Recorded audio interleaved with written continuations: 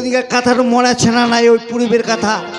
পূর্বের কথা অর্থাৎ বেহার কথা? হ্যাঁ হ্যাঁ সাধুদা, হ্যাঁ হ্যাঁ হ্যাঁ হ্যাঁ গুরু ভাই, মোর মনেছে যে এরপরে যেদিন তোর সঙ্গে মোর দেখা হবে, আচ্ছা সেদিন তোকে মুই হাতের উপর হাত রেখে কথা দিস নু যে দেখা হলে সেদিন মুই তোর বেহা করতে রাজি হই। কেন ব্যাপার?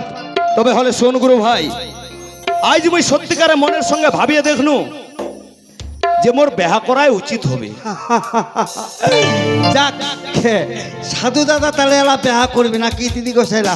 তবে গুরু ভাই, সাধুদা তুই যে মোর ঘটক সাজিসি, হ্যাঁ আচ্ছা কই নাটক কেদুর দেখিসি তুই? ও কইনাটো সাধুদা, কইনাটো অন্য কোনো ঠিকারও না হয়। আচ্ছা তাহলে কে? কইনাটো হচ্ছে মোরে মামার বেটি বহিন তো আর কি। গুরু ভাই, আ তোর নিজের মামার বেটি বহি, নিচে রে নিচে রে। ওর এই জন্য তুই ঘটক সাজিসি? আরে মামার বেটি বহিন তো তোর হাতে যদি দু না তাহলে ভালোই থাকবে, দুধে ভাতে খাবে। ঠিক আছে গুরু ভাই, আজ তোক মুই যেহেতু কথা দিছু যে মুই বেহা করবা যাম, হ্যাঁ তো সাধুগুরু বৈষ্ণব বৈরাগী জামরা আচ্ছা ওমার বেহা সাদি কিন্তু রাস্তাঘাটে মেলায় হয়ে থাকে গুরু ভাই। হরি বল, ছোচা করি তো। তবে তুই যদি মনে করিস তাহলে এই মুহূর্তে তুই মোক বর্ষা যায় না কইনা বাড়ি নিয়ে যাবা পারিস। সাধুদা হ্যাঁ গুরু ভাই, ব্যাপার হচ্ছে কি, তুই যখন বেহা করবার রাজি হইয়ে গেল নাকি, হ্যাঁ হ্যাঁ, কথায় কয় শুভ কাজ শীঘ্রই করা ভালো, কুকাজ বিলম্বে। আমার সঙ্গে এক্ষণে চলো তো। তবে গুরু ভাই, বর সাজবা গেলে কিছু না করবা গেলেও দুইখান মালা লাগে। তবে চল গুরু ভাই, ওই শহর থেকে দোকান থেকে দুইখান মালা কিনি হেনে, আচ্ছা তোর সঙ্গে মুই তোর মামার বেটিটাকেই বেহা করবা যাম গুরু ভাই। আচ্ছা সাধুদা, তাহলে চল গুরু ভাই, ঠিক আছে চল। আর দেরি না করে ওই তোর মামার বাড়ি যাই। আচ্ছা আয় গুরু ভাই, আয়। হরি বল। যাক, মুই এলা সাধুদা মোর মামার বাড়ি নিগাম বক্তালে পাঠাইছে। ওরে বাজাও সাধু বাবা, হরি বল হরি বল। হবে না নাই হবে দিদি গোসালা হবে। যেহেতু মুই মামার বেটির সম্বন্ধ করি ভালো না, তাহলে বাঁচি। ওরে বাজাও সাধু বাবা, ওরে বাজাও সাধু বাবা, হে বাজাও সাধু বাবা।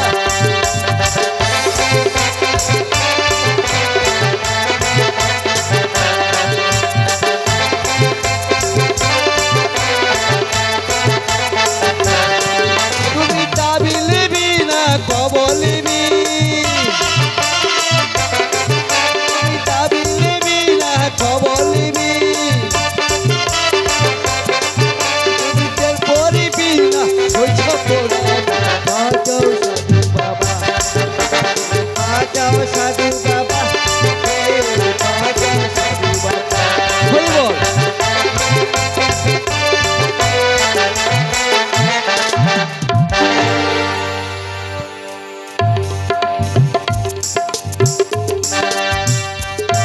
হরি বল হরি বল। দেখতে দেখতে এক সপ্তাহ কাটে ভাগিনরা কথা দিছু যে কিছু অর্থ সমর্থ করে তারপর বেটিতে, কিন্তু না, আজ বেটিটাও কাঁদেছে কিন্তু বুক ফুটাই কইয়া পারে না যে ওর সমবয়সী সব বেটিটার বেহা বেশি।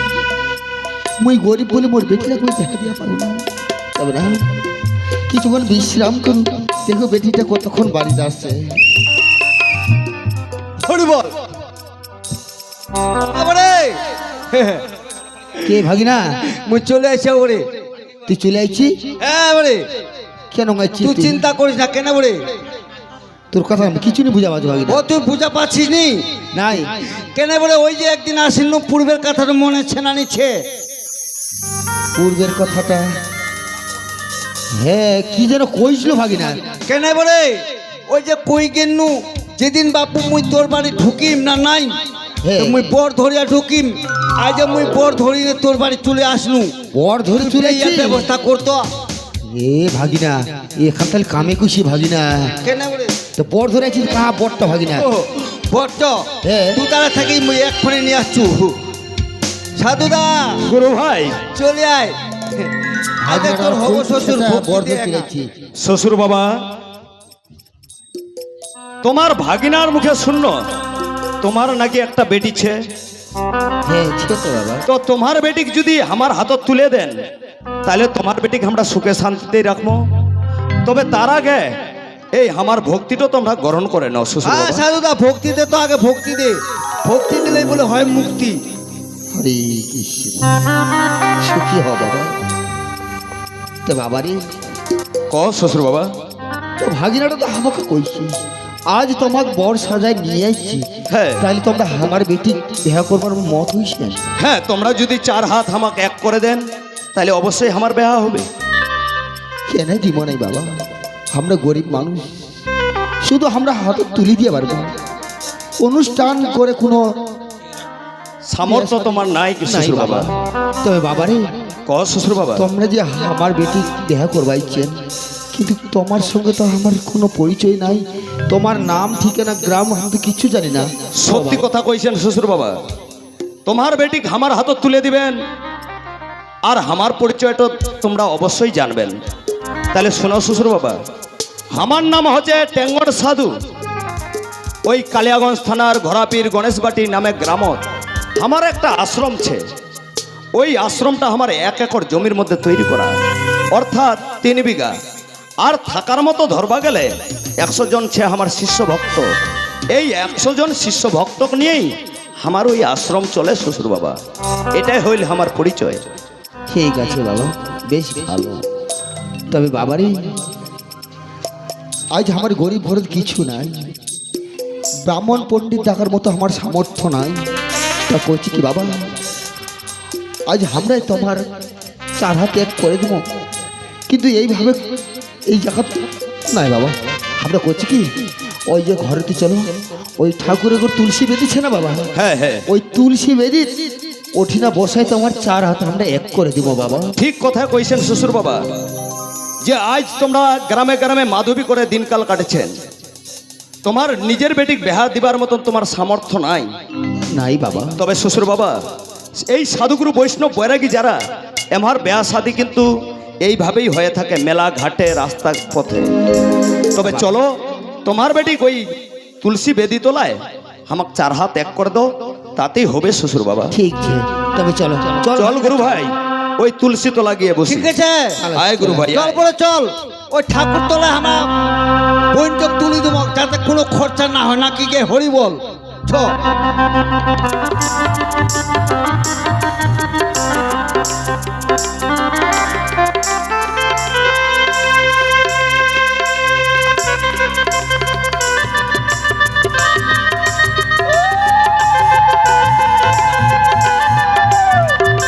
ভাগিরা, শঙ্খ বাজা, শঙ্খ বাজা।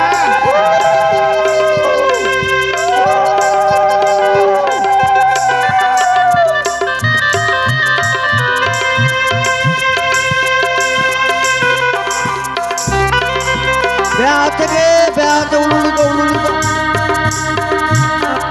গুরু ভাই আয়, গুরু ভাই আয়, এবার আমাকে বিদায় নিবা হবে।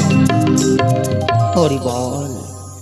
এই মামরা ছোট আজ এই সাধুটা হাতে উঠাই দিবি, তবে না আজ সাধুর ঘরে যা বেটের সুখে খাবো, শ্বশুর তোর বাবা, মনটা বড় ভালো লাগবে। ওই তুলসী বেদি তোলার তোমার বেটির সঙ্গে আমার 4 হাত এক করে দিলেন। তবে শ্বশুর বাবা, এইবার যে আমাকে বিদায় নিয়ে হেনে ওই আশ্রমত ফিরিয়ে যাওয়া হবে। বাবা রে, তবে বিদায়ের আগে একটা কথা বলছি শ্বশুর বাবা, বাবা যদি কোনোদিন সময় পান, এই বৃদ্ধ বয়সে মাধবী করে আর কতদিন কাটবেন, তোমরা যদি কিছু না মনে করেন তাহলে আমার আশ্রমত যায় তোমরা এই বার্ধক্যকাল কাটবা পারেন শ্বশুর বাবা।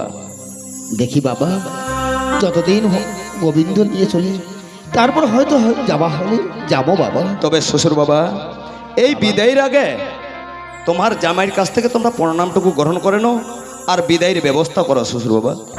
হরে কৃষ্ণ, সুখী হও বাবা। তবে বাবা, শ্বশুর বাবা, আমরা তোমাকে একটা কথা কইছি বাবা। হ্যাঁ কো। দেখো বাবা, আমার এই মামরা ছোঁয়াটা আজ তোমার হাতে উঠাই দিছি, আজ থেকে সব দায়িত্ব তোমার বাবা। ছোট থেকে কোনো মায়ের আদর পাইনি, তাই তো শ্বশুর বাবা, আমার বেটি দেখবে, আমার বেটিকে একটা আদর যত্ন করে দিস বাবা। ঠিক আছে শ্বশুর বাবা, তোমার কথা আমরা অক্ষর অক্ষরে পালন করবার চেষ্টা করবো। চম্পলা, এবার আমার বিদায় নিয়ে ওই আশ্রমে যাওয়া লাগবে। যা, তুই এবার তোর বাবার কাছ থেকে বিদায় নে চম্পলা। বেটি বাবা, দেখ বেটি, বাবা, আজ আজ তুমি সাধুর হাত তো থাকছে বেটি। আজ তুই সাধুর বাড়িতে আমার সংসার করে খাবে, তুই সুখে খাবে বেটি। এটাই মুই চাহু বেটি, এটাই মুই চাই। বাবা, হ্যাঁ বেটি, আজকে আমার চলে যাওয়ার পর মই ছাড়া যে তোর কেউ ছিল রে বাবা। আর জানিস তো আজকে বইও তো একলা করে দিয়ে যাচ্ছ বাবা। চম্পলা কিন্তু তুই তাও মোর কথা ভাবেছি বাবা। তুই কি কহছি রে? তুই আর এমনি করে মোর কথা ভাবিস না বাবা। চম্পলা, তুই মোর বেটি, তোর কত ভালো বেটি।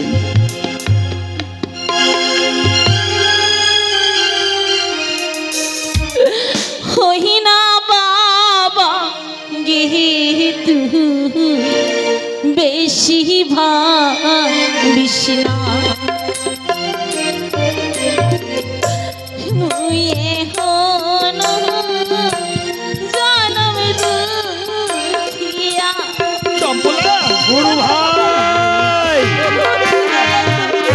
তাড়াতাড়ি বিদায়ের ব্যবস্থা কর। এইরকম কান্নাকাটি জিনিস আমি পছন্দ করো না।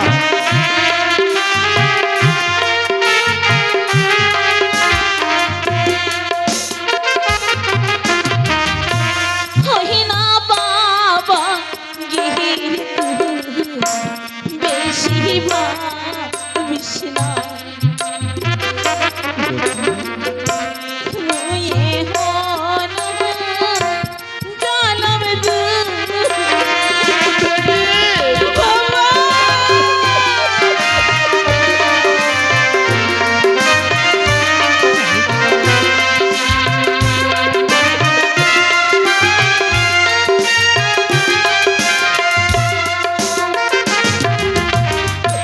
জনমের মতো নেবা ভক্তি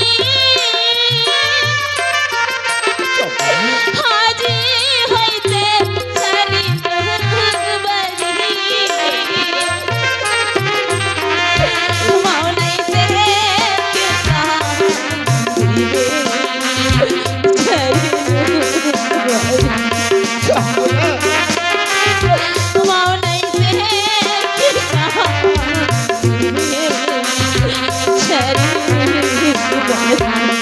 গুরু ভাই, তোর বহিনটার হয়তো যাবার ইচ্ছা নাই। যদি যায় তো নিয়ে আসিস, আর না হলে এর নামে রেখে দিস। তুমি চল গুরু ভাই। বাবা, আজ জনমের মতো ওই তো ছেড়ে চলে যাচ্ছে বাবা। তুই তো জানিস বেটি, তোর চোখের জল দেখলে তোর বুড়ো বাপটা, তোর বুড়ো বাপটা ধৈর্য ধরে থাকিয়া পারে না বেটি। তুই এমন করে যাওয়ার সময় কাঁদিস না বেটি, তুই যাওয়ার সময় এমন করে আর কাঁদিস না। মুই চলে যাওয়ার পর বাবা তুই সারাদিন বাদামি করব, বাড়িতে সে তোকে কে ছেটে ভাত রান্না করে দিবে বাবা। তুই কেমন করে খাবো বাবা? ওর জন্য কোনো তুই চিন্তা করিস না বেটি। তুই জানিস বেটি, যার কেহ নাই তার ভগবান আছে। যতদিন পারি মই নিজে রান্না করে নিজে কুক করে খাওয়া বেটি। বাবা শোনো বাবা, তুই মোর জন্য ভাবিস না। ওই বেশি চিন্তা করিস না, চ মোর সঙ্গে। বাবা। ভালো খাবো, মুই ভালো দেখে বাবা। চলে আয়।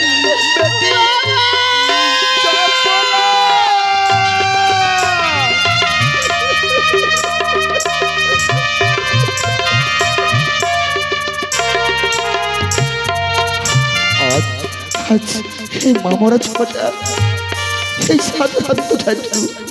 হে ঠাকুর, তোর কাছে করে এইটুকু নিবেদন, ছোঁয়াটা যেন মোর হজ স্বামীর করে ভালোভাবে খাবে, ভালোভাবে